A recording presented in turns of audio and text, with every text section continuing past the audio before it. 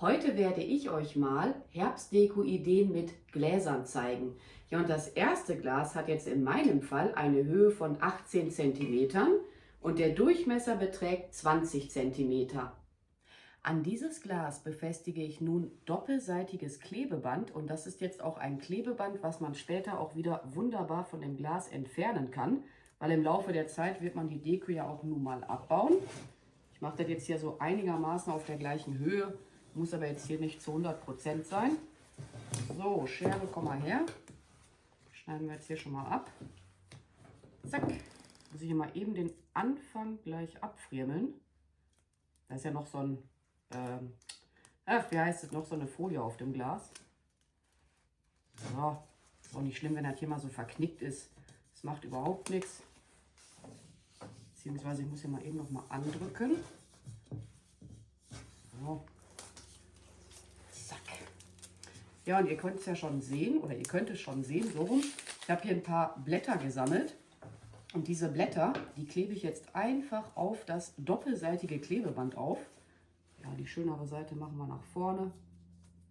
Ne, wirklich hier ganz entspannt einfach mal dran kleben. Ist total einfach. Immer so peu à peu mal einarbeiten.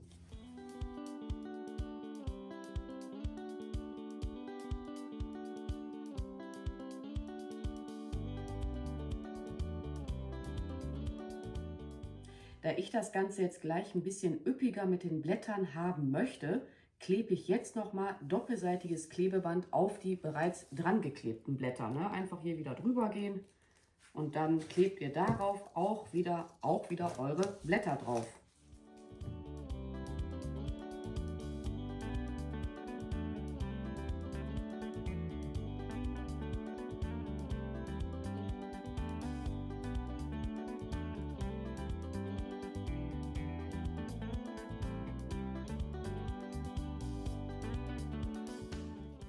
Damit das Ganze nachher auch gut hält, werden die Blätter jetzt auch noch mit einer Schnur umwickelt werden. Die Farbe der Schnur bleibt jetzt hier wirklich jedem selbst überlassen. Ich habe mich jetzt für diesen Naturton entschieden, beziehungsweise für diese Naturschnur. Ich mache jetzt hier mal eben einen Knoten hinein, damit das hier gleich auch schon mal alles hält. Und dann werden die Blätter halt ein paar Mal mit dieser Schnur umwickelt werden. Ich habe jetzt auch ein Stück vom Anfang hinausschauen lassen. Ja, dann hat man es halt leichter, das nachher daran zu befestigen.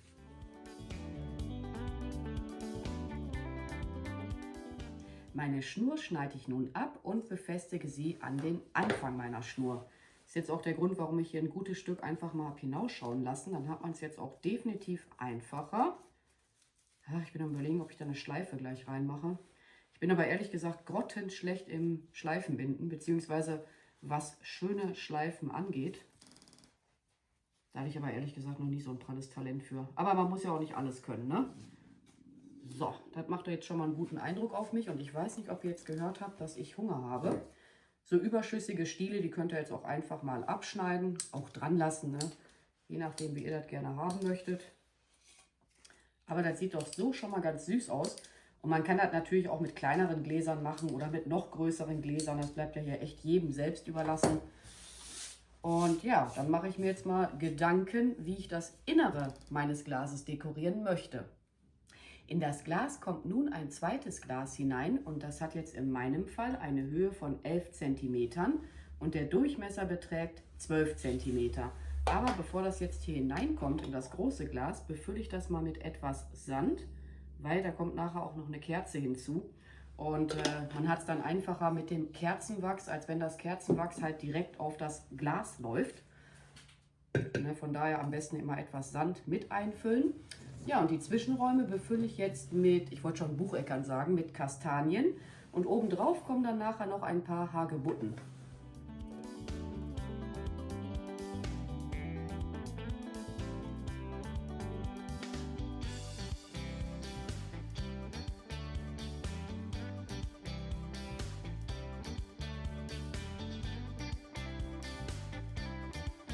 So, jetzt fehlt nur noch meine Kerze und dann bin ich mit dieser Dekoration auch soweit fertig. Aber ich persönlich finde, das Ganze sieht echt niedlich aus. Das zweite Glas hat in etwa eine Höhe von 25 cm und der Durchmesser beträgt so an die 30 cm. Ja, und der Glasboden wird jetzt mal zunächst mit Plattenmoos und mit Bollenmoos bedeckt werden. Das hier ist das Plattenmoos und das hier ist das Bollenmoos. Das Bollenmoos, das stammt im Übrigen noch aus dem letzten Jahr. Und dann hier einfach mal, ja, ich sag mal frei Schnauze so auskleiden, wie ihr das gerne haben möchtet. Ja, ich finde, Moos ist ja eins der schönsten Sachen zum Einarbeiten. Ich liebe Moos. Beim Rand habe ich das Plattenmoos jetzt so ein bisschen überlappend gemacht, ne, damit man halt, ich sag mal, den unschönen Boden des Mooses nachher nicht sehen kann. Dann nehmen wir jetzt hier mal Bollenmoos. Ich habe hier noch ein ganz großes. Ich habe das halt jetzt die ganze Zeit auch draußen liegen, das Bollen und auch das Plattenmoos. Beim Bollenmoos aufpassen, das kann gut und gerne leider mal auseinanderfallen.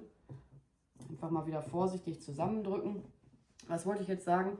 Ich habe das auch die ganze Zeit jetzt draußen liegen, damit das auch richtig lange frisch hält. Und ich habe auch noch Bollenmoos aus dem letzten Jahr oder sogar zweijähriges Bollenmoos. Das hatte ich dann im Sommer hier in der Werkstatt. Habe es jetzt wieder nach draußen gelegt und mit der Zeit wird das halt wieder richtig schön frisch. Klappt nicht immer, aber ganz viel Bollenmoos von mir hat es jedenfalls auf diese Art und Weise geschafft, dann halt wieder frisch zu werden. Manchmal hat man da halt auch ein paar Ausfälle, ist auch ganz normal. Und was ich jetzt noch machen werde, habe ich aber vergessen mir hinzuzuholen. Ich werde hier etwas Wasser einfüllen, damit das Moos halt noch länger frisch bleibt. Ne? Bei der Deko, da kann man jetzt wirklich ruhig ein bisschen mit Wasser einfüllen. Wie bereits schon erwähnt, meine ich zumindest, fülle ich jetzt in mein Glas etwas Regenwasser hinein. Einfach aus dem Grund, damit das Moos halt letzten Endes nochmal länger frisch bleibt. Ne? Also Regenwasser wäre jetzt wirklich am optimalsten. Dann fühlt sich das Moos halt am optimalsten wohl.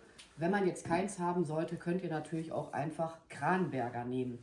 Sodala, dann habe ich jetzt hier Ranken von einem Efeu. Der wächst fröhlich bei mir im Garten teilweise vor sich hin, aber ist gar nicht mal schlecht. Dann hat man immer wieder mal was zum Basteln.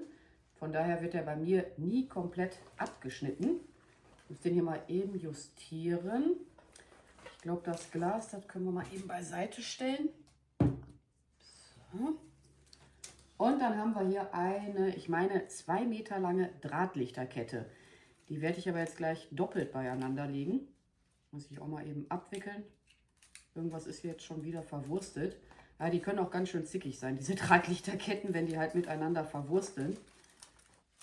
Ich glaube, die hat eher 3 Meter. Die kommt mir relativ lang vor. Ich schätze mal 3 Meter. Am optimalsten wäre jetzt letzten Endes eine 1 Meter lange Drahtlichterkette. Habe ich allerdings jetzt nicht zur Verfügung. Ich hatte auch vorhin darüber nachgedacht, in dem Glas mit einem LED-Teelicht zu arbeiten. Aber die haben so eine komische weiße Farbe. Und von daher gefiel mir das jetzt nicht wirklich. Mal eben schauen, ob die auch geht. Ja, sie ist in meinem Fall am Leuchten. Oder? Ja, ich glaube, das sind doch nur 2. Was heißt nur, ne? Nee, das sind 3 Meter. So. Hier einmal gucken. Lege ich jetzt hier ein paar Mal, ich sag mal, übereinander. Das ist hier mal eben, das heißt verknoten, ne? Hier einmal so befestigen. Die ist jetzt einfach zu lang für meine Zwecke. Aber dann kann man die auch einfach mal so doppelt nehmen. So, machen wir es mal eben hier noch mal dran. Ist natürlich wieder wunderschön, das irgendwann mal im Laufe der Zeit abzuwickeln. Ja, so ist die Länge. Ja, ich glaube, ich habe das jetzt hier schon zu sehr dran gemacht. Ja, ich habe die jetzt einmal entlang gelegt. Ich denke mal, die ist jetzt so 1,50 Meter. Jetzt haben wir hier die Ranken vom Efeu. Und die werden jetzt, ich sag mal so locker flockig mit der Lichterkette umwickelt werden.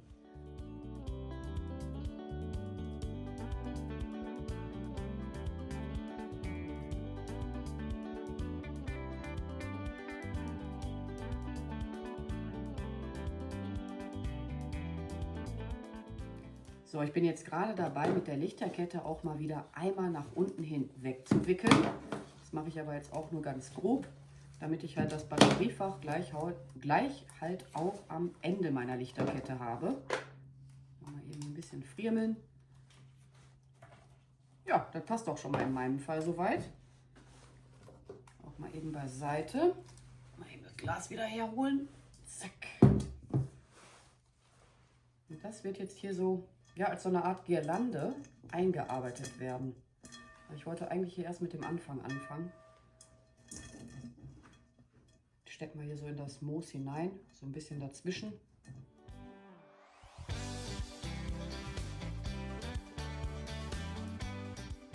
Ich bin am Überlegen, wisst ihr was, ich lasse das Batteriefach einfach außerhalb meines Glases. Dann habe ich es letzten Endes ein bisschen einfacher, im Laufe der Zeit halt mal die Batterien zu wechseln. Macht jetzt für mich persönlich ehrlich gesagt mehr Sinn. Man hätte das jetzt theoretisch gesehen auch mit Plattenmoos verdecken können, also dieses Batteriefach, und dann halt innerhalb des Glases platzieren können. Aber ich persönlich finde das Ganze so einfacher. Und dann habe ich jetzt hier einen Mispelzweig, ach nicht, wartet mal, wie heißt der nochmal? Zwergmispelzweig. Der stammt von einer Zwergmispel. Wächst bei mir fröhlich im Vorgarten durch die Gegend. Da kann man ja dann auch immer wieder mal im Herbst was abschneiden. Einfach mal so justieren. Müsst ihr nur ein bisschen gucken, im Laufe der Zeit fallen die Beeren auch mal ab. Dann würde ich den dann irgendwann, wenn das Ganze mal eingetrocknet ist, halt auch wieder hinausnehmen. Das sind jetzt hier so einzelne Beeren davon. Hier wird ja nichts verschwendet. Legen wir mal so hinein. So, dann habe ich hier noch ein, ich sag mal, Deko-Eichhörnchen und so Deko-Pilze. Da bin ich noch hin und her gerissen, was ich davon einarbeiten werde. Und nicht zu vergessen, Haselnüsse und Walnüsse. Und eine Sache habe ich jetzt doch vergessen. Das sind hier noch 3 Lampignon von dieser Lampignon-Pflanze. Ich habe jetzt keine im Garten, die habe ich zufällig geschenkt bekommen. Ja, einfach so nach Gefühl einarbeiten, wie ihr das halt letzten Endes leiden mögt.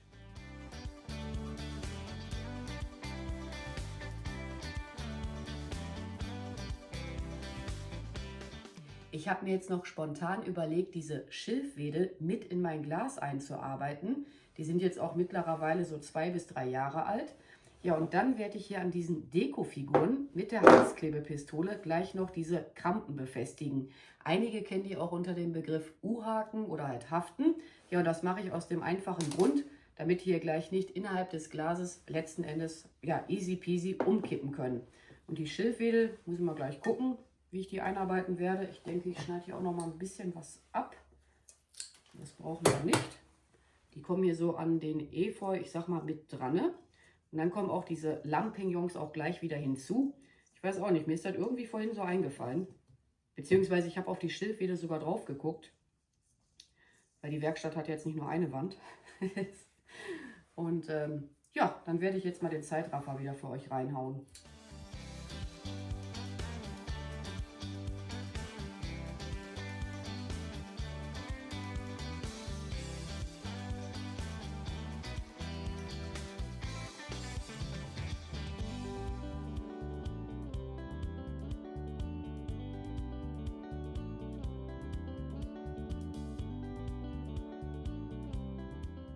So, noch mehr werde ich an diesem Glas jetzt auch nicht dekorieren, aber ich denke, auch das Glas ist echt niedlich geworden. Wie üblich findet ihr auch nochmal alle benötigten Materialien für die Gläser in der Videobeschreibung. Und dann werde ich mich jetzt auch mal wieder an dieser Stelle bei euch verabschieden. Ich bedanke mich fürs Zuschauen, macht's gut, eure Pink Peach.